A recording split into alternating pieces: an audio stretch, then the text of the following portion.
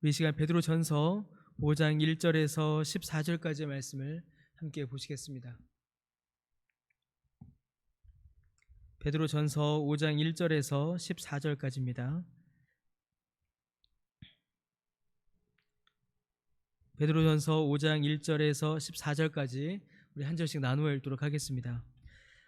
너희 중 장로들에게 권하노니 나는 함께 장로된 자요 그리스도의 고난의 증인이요 나타날 영광에 참여할 자니라.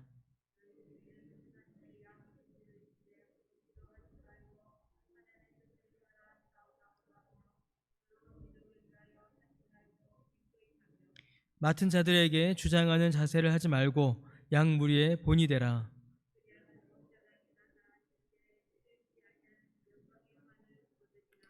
젊은 자들아 이와 같이 장로들에게 순종하고 다 서로 겸손으로 허리를 동이라. 하나님은 교만한 자를 대적하시되 겸손한 자들에게는 은혜를 주시느니라.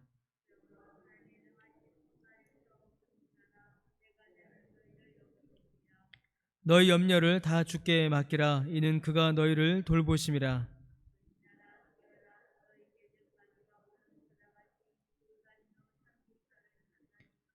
너희는 믿음을 굳건하게 하여 그를 대적하라. 이는 세상에 있는 너희 형제들도 동일한 고난을 당하는 줄을 알미라.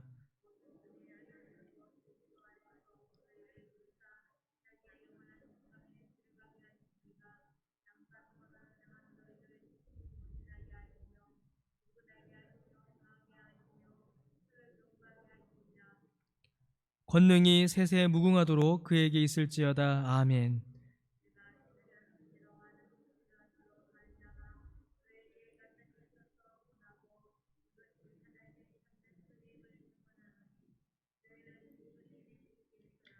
택하심을 함께 받은 바벨론에 있는 교회가 너희에게 문안하고 내 아들 마가도 그리하느니라.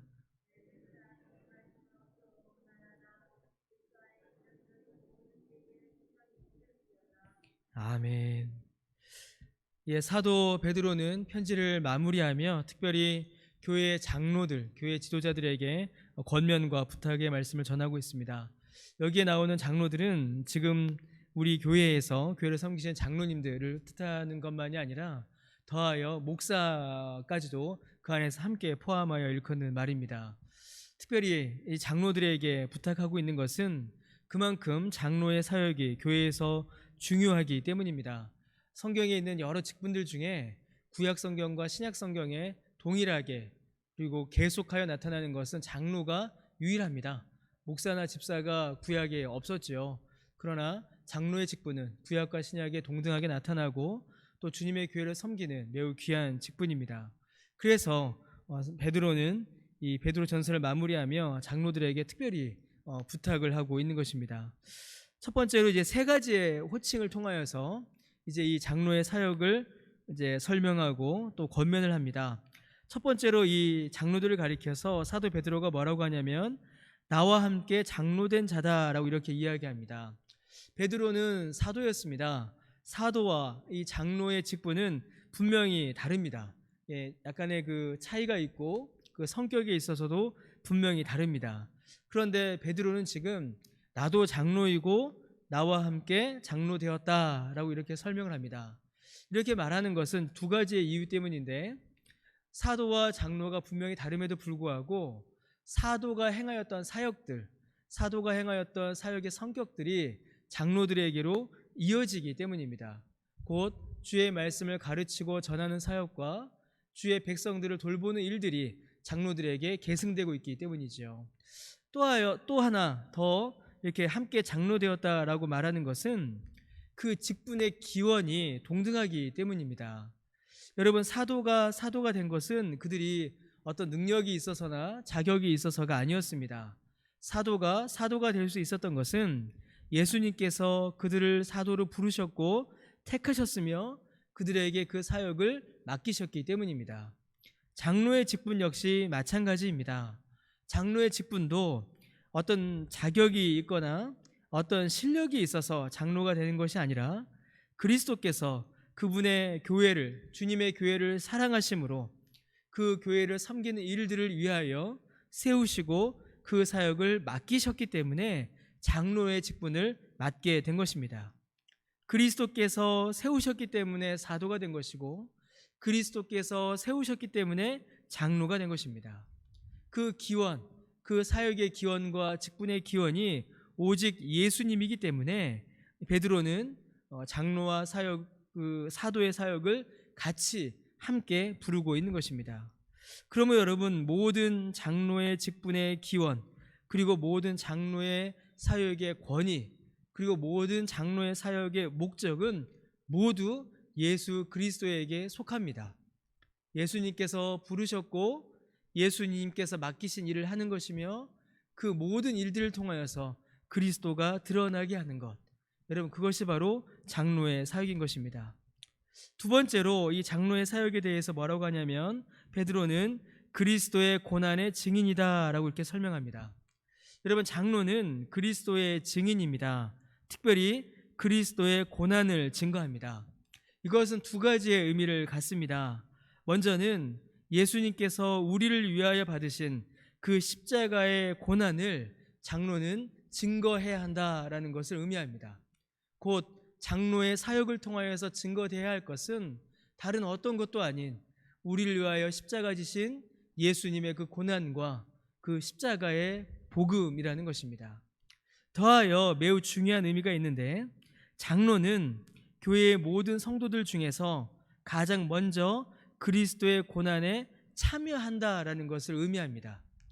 곧 그리스도의 고난을 증거하는데 그 증거하는 방식이 고난을 받음으로, 장로의 그 몸에 고난을 받음으로 그리스도의 고난을 증거한다라는 것입니다. 이 말이 무슨 말이냐면요, 그 당시의 교회는 로마로부터 많은 핍박을 받았습니다. 믿음을 공격받았고 예수님을 믿는다는 것만으로도 교회는 비난과 비판을 받았으며 온갖 공격을 당하여 했습니다. 그때에 가장 먼저, 가장 앞에서, 교회와 모든 성도들 가장 앞에서 가장 먼저 로마의 그 칼과 창을 맞은 자들이 장로였습니다. 교회를 지키기 위하여서, 복음을 고소하기 위해서 가장 먼저 고난을 받은 자들이 장로였고, 그리고 그 고난을 통하여서 우리를 위하여 죽으신 그리스도의 고난을 증거했다라는 것입니다. 그래서 초대교회의 장로의 다른 이름은 무엇이었냐면 몇 가지의 호칭들이 있었는데 가장 먼저 고난받는 자였습니다. 그렇게 지금 베드로는 장로들을 부르고 있는 것이죠. 세 번째로 장로에 대한 호칭, 전부 다 우리가 지금 1절 말씀만 보고 있는데요, 나타날 영광에 참여할 자라고 그렇게 장로를 부릅니다. 장로는 영광을 받습니다. 장로직은 매우 영광스러운 직분입니다.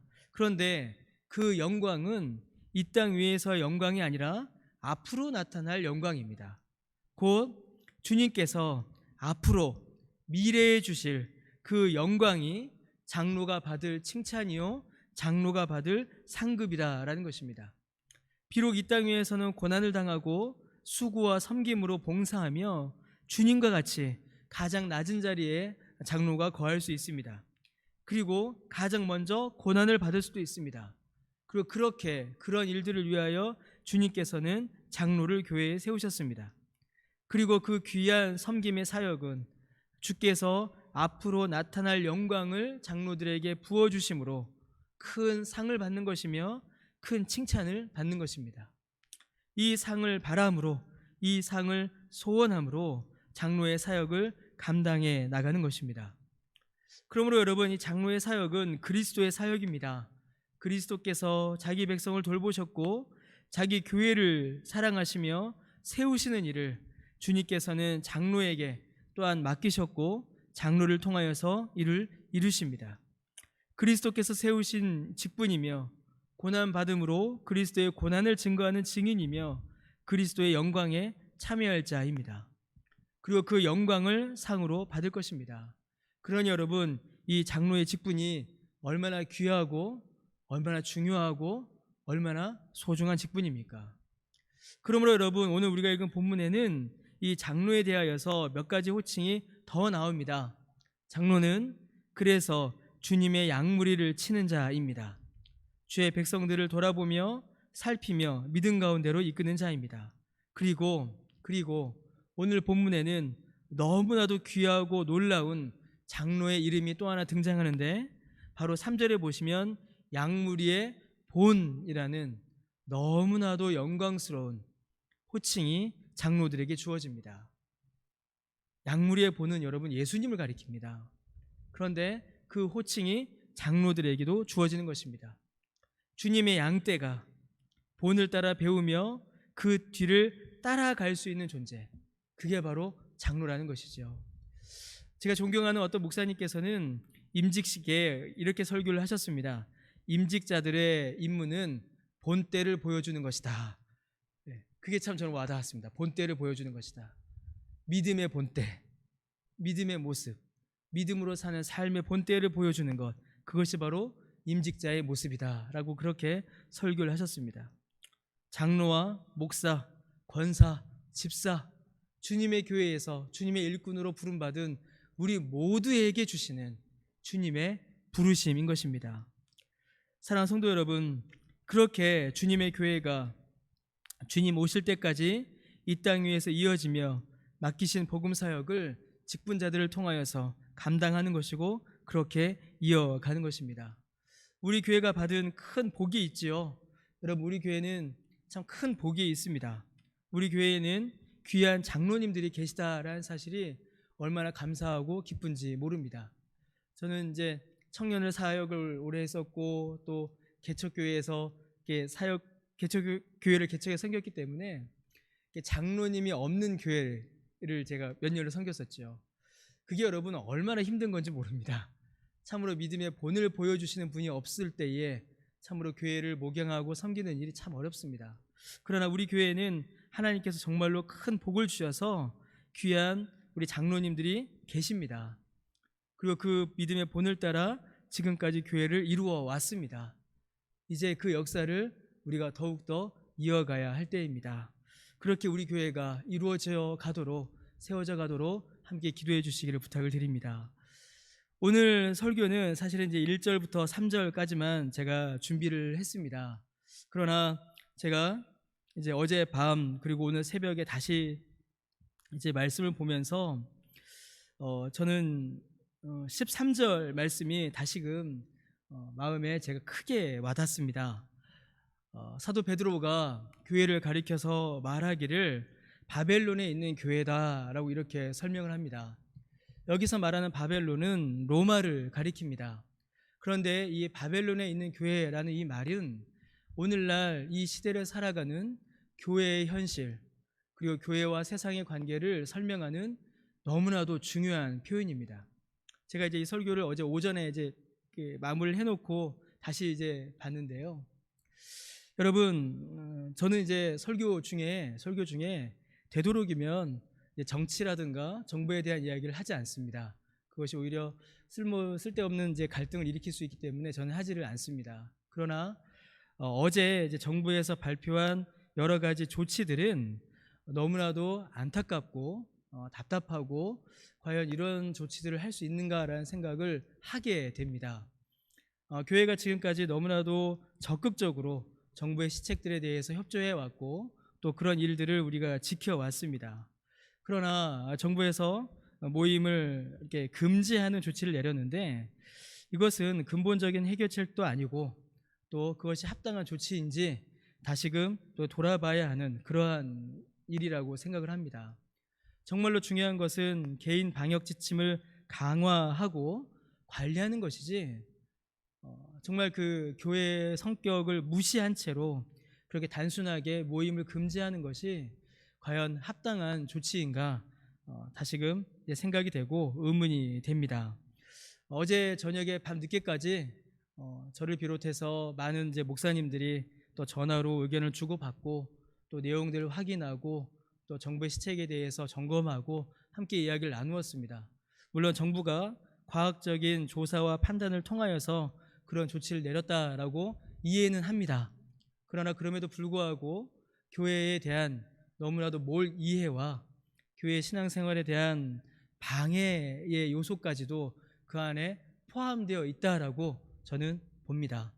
그래서 여러분, 우리가 이때에 더 기도해야 할 때라고 또한 생각합니다. 주님께서 이때에 교회를 더욱더 사랑하고 예배를 더욱더 사랑하며 이 어려움을 통하여서 우리의 신앙을 더욱더 견고케 하시는 그런 과정이다라고 저는 믿습니다. 이를 위해서 더 기도해 주시고 또 함께 믿음 가운데에 나아갈 수 있도록 여러분 기도해 주시며, 더하여서 우리 당회원들을 위해서도 더욱더 기도해 주시길 부탁드리겠습니다. 이 혼란한 때에 교회를 위하여서 가장 좋은 결정과 판단을 할 수 있도록 저와 우리 당회원들 위해서 함께 기도해 주시기를 부탁을 드리겠습니다. 함께 기도드리겠습니다. 주님, 참으로 바벨론에 있는 교회로서 우리가 오늘을 살아가고 있습니다. 주님, 우리에게 지혜를 허락하여 주시고 믿음을 허락하여 주시며 용기를 허락하여 주셔서 참으로 지혜롭게 이 땅에서 소금과 빛의 역할을 감당하며 또 주의 말씀을 따라 살아가는 우리 모두가 될 수 있도록, 우리 강변교회가 되도록 주여 은혜를 내려 주옵소서. 감사드리며 예수님의 이름으로 기도드립니다. 아멘.